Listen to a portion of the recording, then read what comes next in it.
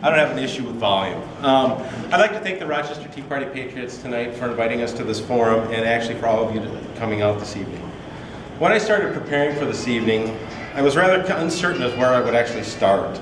Do I talk about myself and my family, about the progress the superintendent has made in the getting the community involved, the latest buzz topic, iPads, or should I talk about the financial issues facing the district in the next 3 to 5 years? I determined that all of those are actually very important.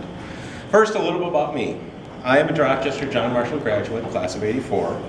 For the past 24 years, I have worked with IBM Rochester, and I've held a number of different positions in that 24 years, ranging anywhere from a technology writer to managing educational events across the United States.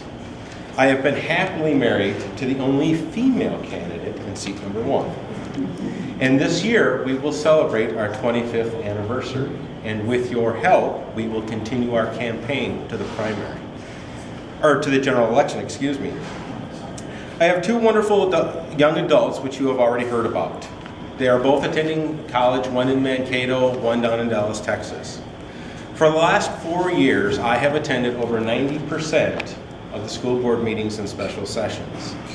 For me, it was what a better way to see what was going on at a district level and how our elected officials were performing their duties and seeing firsthand what has been working well and what needs to be improved.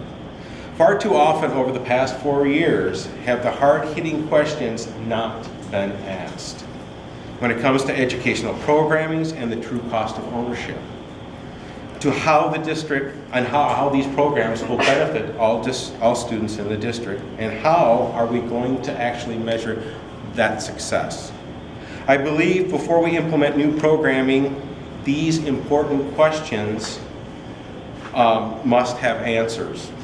Our district can no longer simply afford the new net additions to teacher workload or the unbudgeted costs. We have to start looking at the total cost of ownership of any new program before we just jump in and try the latest trend.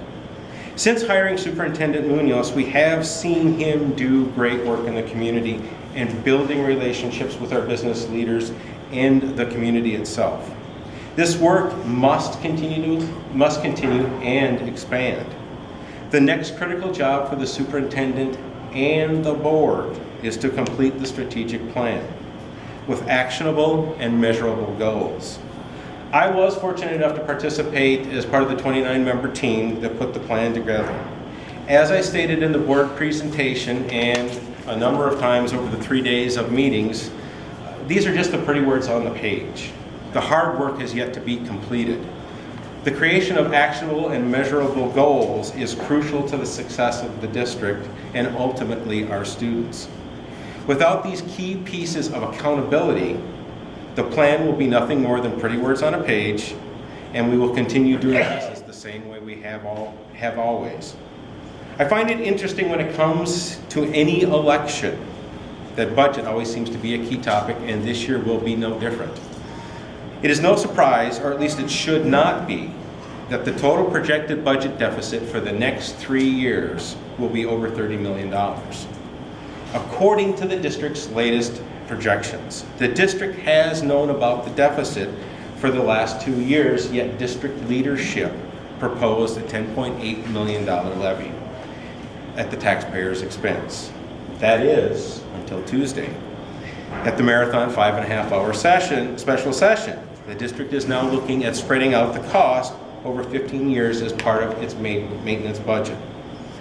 I do commend the board for looking at an alternative when it comes to not raising our taxes. Another unaddressed issue with the technology plan is nowhere is it spelled out how the district will handle the millions in staffing, support, education, and renewal fees over the next few years. And I want to give you just a quick example. For a book that the district does not get for free, the yearly renewal fee is $15 per iPad or its equivalent. By 2015, that one book will cost this district $240 million, or $240,000. How many books are we going to have to renew yearly? And what will the total cost of ownership be? And how will we measure the progress and the success?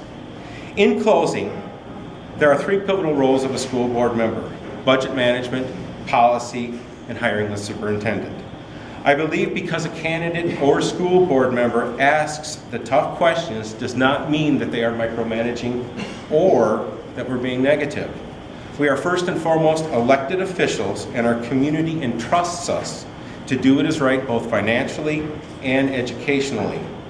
We need to change the mindset of district leadership at all levels to keep looking forward to cost effectively manage the budget and what educational programs best educate all students. I would like to thank you all for coming out this evening, and I do ask for your vote in the August 14th primary. Thank you.